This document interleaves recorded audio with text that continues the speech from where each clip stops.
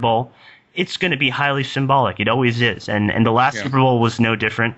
It was played in a stadium called Sun Life Stadium in Miami Gardens, Florida. And you have the Saints kind of marching over the Colts, right? Or the occult, whatever you want to, the religious cult, however you want to view it. And the logo for the Colts is a horseshoe. And Christopher Knowles of The Secret Sun pointed out that it just looks exactly like a wormhole design, an Einstein-Rosen bridge, that kind of thing. And at halftime show, you have this sort of first contact event, or it looks like first contact anyway, where you have all these dazzling lights shining on this gigantic UFO-type saucer with the Who jamming out, you know what I mean? And the Who is phonetically makes me think of the NWO, because all you have to do is shorten the H and you have NWO, and also phonetically makes you think of UFO. So it's like they're testing this sort of first contact scenario. Like, what would it be like if a large audience was introduced to an extraterrestrial race just landing on the White House lawn or just landing in one of our major monuments? So they try it out in things like the Olympics. They try it out in the Super Bowl. And these are all carefully designed rituals. Maybe the players don't really understand what's going on. They're just kind of enacting these violent Mars acts on the field, they're the modern gladiators, nothing more. Yeah, they're like the Olympians. And you see Olympians also in politics and stuff, like Arnold Schwarzenegger. He was Mr. Olympia. So, I mean, you see all this playing out. It's quite extraordinary. I just want to say, I also think the 5 is interesting in terms of, if we go back to the light, actually Lucifer connection again in that sense. We have Venus obviously making, from the perspective of Earth, a pentagram or a pentacle around Earth every 8 years. So you have the 5 connecting with Venus or the morning star or Lucifer in that sense again. So we have the light bringers touching down on Earth as it were. The question that comes up in this, as many cases is as well, is from a Christian perspective, this is considered to be evil in that sense. Then what's your stance on that? Do you think that it's there's something higher going on in that sense, or do you think that they're still playing on evil archetypes and people have a kind of a dark kind of urge towards the dark side of power and these very strong archetypal forces, and hence it's working better, if you know what I mean? We have had almost 2,000 years now of being suppressed, if you will, under the Christian church, and now they opened the steam valve almost now on the other side of things, the dark side, just as you mentioned before in the video game, that now we can play the characters from the other side, finally, almost like a liberation in that sense, you know what I mean? That's why it's working. It's almost like an undercurrent of wanting from people on an unconscious level, that they want to identify with the other side now in this polarity. What do you think, Steve? I think the problem itself is the polarities, Henrik. I don't think it's the fact that we're on one side or the other. I mean, there's symbols like take the Baphomet, for example, the Templar symbol with the goat and the strange serpent symbolism. You show that to any Christian, they're going to flip out. They're going to be like, this is frightening and devilish. Your soul's going to be damned forever, blah, blah. I mean, all it is a symbol of androgyny. It's a symbol of the masculine and feminine combining into one entity, similar to a chimera. And you have the serpents coiling up on his staff, covering his heart chakra. And you have his flame of gnosis or knowledge, or, Lucifer's flame, again, going back to Venus. And another reason why 5 is important is the Pythagorean logic is when you slice an apple in half, the core is always pentagrammic in shape, just like the orbit of Venus is. So, the Bible is a complete Masonic work compiled of Jewish, Egyptian, and Eastern mysticism. The words of Jesus come from the ancient oracle scrolls of Egypt. All the characters are archetypes of the human psyche and nothing really more than that. And all the creation stories of the world speak to this group who hides the sacred teachings from the world. It's the story, again, of Osiris being cut up into 14 pieces and scattered across the Nile. Isis finds all the pieces except the penis, I believe, which she replaces with a gold member, or Austin Powers. Austin Powers, AU, is the symbol for gold. So, this is the true meaning of crisis. Isis is, which is equivalent to 11:11 once again. It's a mirroring, it's a duality. And what's being said is that we have to gather the sacred teachings back together and remember our divinity, just as Jesus gathered his 12 disciples.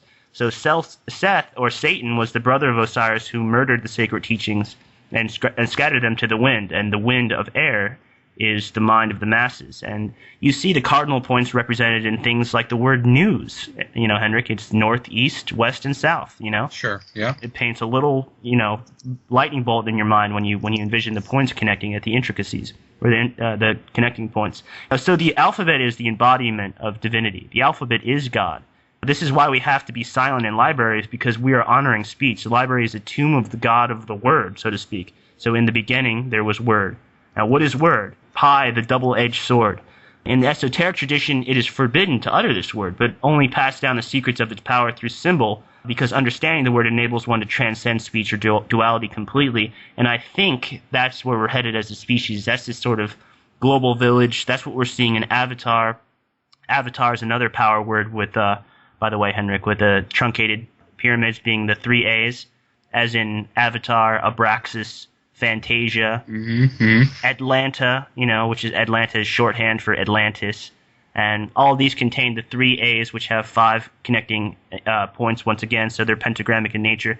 If you take the 3 A's out of Avatar, which are 3 pentagrams out of Avatar, you have VTR, which is shorthand for virtual reality. So you have these power words encoded in our movie titles that you don't necessarily think about on the surface, but are hitting your consciousness so incredibly hard. And you're watching these movies that are, very propagandized by the military complex and things like that. And so you have to sort of be careful when you're watching Avatar. That's why a lot of people were leaving the theaters feeling quite depressed, because they're living in this incredible utopian world next to these ETs called the Na'vi, these blue ETs, which, by the way, the word Na'vi comes from our word navigation. It's our navigational unit in the seas. So basically, they're telling you to follow the Na'vi, the navigational units, follow their lead. They're paying homage to nature. They're in touch with each other. They have this symbiotic relationship to one another, all the animals and plant life, and also their ancestors. And so the theater lights go up, and you're sitting there in your IMAX seat, and you have to go back to your very right-angled, oriented, boxy car that consumes a lot of the natural resources of the earth, and you have to go back to your, again, right-angled apartment, which is very compressing and restricting of your consciousness. And the tendency just feels a little bit depressed, because it seems insurmountable, and it seems almost impossible to get into to create this world into the utopia that you just witnessed in Avatar, which was like an almost complete virtual reality experience, since it was 3D. And it's not a coincidence that you have great directors like James Cameron behind the lens on those things. JC. Yeah, there you go, JC, Christ resonator again. Yeah, and I mean, in terms of if you just spend a little bit more time on Avatar, I think it was very. I still feel, though, the very much of the polarity being played out there as well. That obviously its symbolic message, at least for me in the movie, was this choice in that sense that we're faced with. Either you go down the industrial route, so to speak, that we do stuff with tools, we use our brains in that sense and do something with it, or we go down only the other route, which is totally giving up all of that and just showing that the polarity of choice in that film as well. And to me, that was very kind of claustrophobic, actually, watching that from that perspective, that we're not put in front of this on a level where we can actually incorporate a little bit of both. It's always either or scenarios that we're faced with, and in terms of Avatar, I feel that comes through very much connecting with the whole green movement as well. And I think that many people on the emotional level therefore will kind of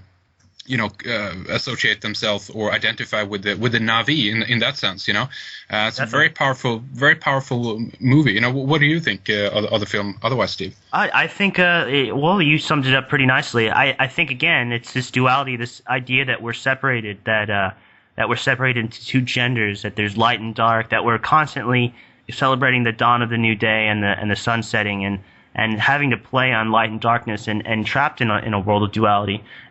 If you were a being, for instance, that could see outside of time, a fourth dimensional being, you would see our present day and future as sort of a situated event. Again, back to Goro's time river theory, the Nile River is a representation of the actual geological history and future of the planet. Every time it curves or does every time there's this strange shift in the river's path, that something incredible happens as far as our epics in time, like go back to ancient Sumer or ancient Egypt, and it's located near Cairo, which is where we get the word chiropractor. So you can also see that it's like the chakras or the different vertebrae in our spine going up the river.